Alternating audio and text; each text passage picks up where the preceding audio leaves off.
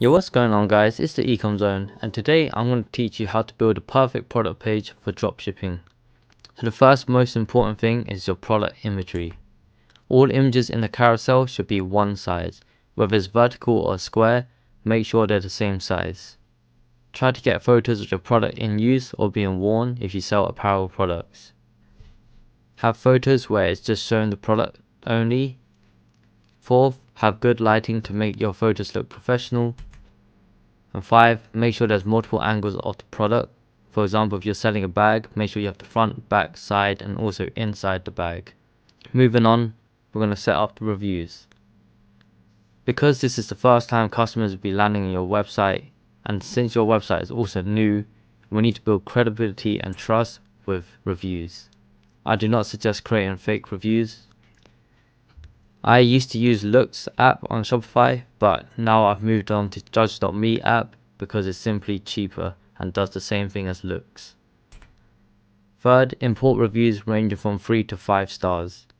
It's very important to not just import 5-star reviews because it seems too fake. 4, reviews under or above the product title.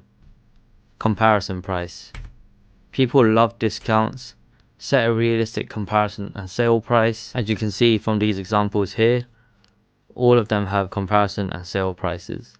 55% off, up to 60% off, 60% off almost.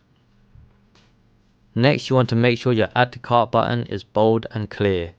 You don't want it blending into your product page and you want it to stand out. This will help increase your add to cart conversion rates and in the end increase your profits. Make sure the button has a solid background color. So for example, this one's black, this one's blue, some people use green.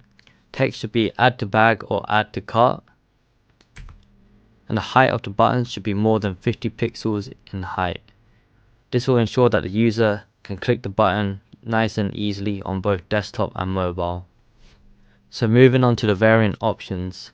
I've been reviewing so many dropshipping stores lately where the text isn't even capitalized. Simple mistakes like this will cost you a sale because people find your website unprofessional. You could either use drop down or buttons, both work.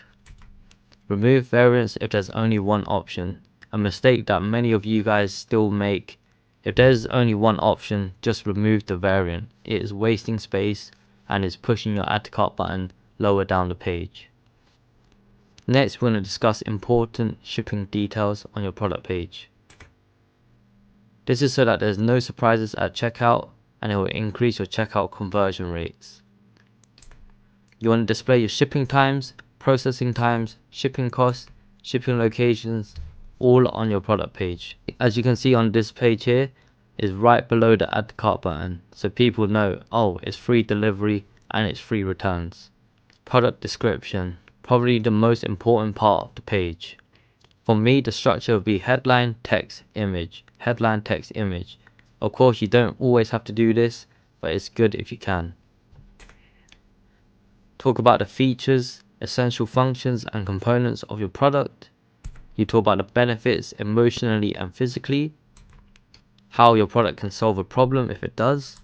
How it will make the customers feel when they wear your product or use your product. Can your product be gifted as a present? If so, mention that. When will customers use your product? So if you're selling a hoodie, you could always talk about, oh, you're going to wear this hoodie out with your friends or when you go shopping or even when you're at home.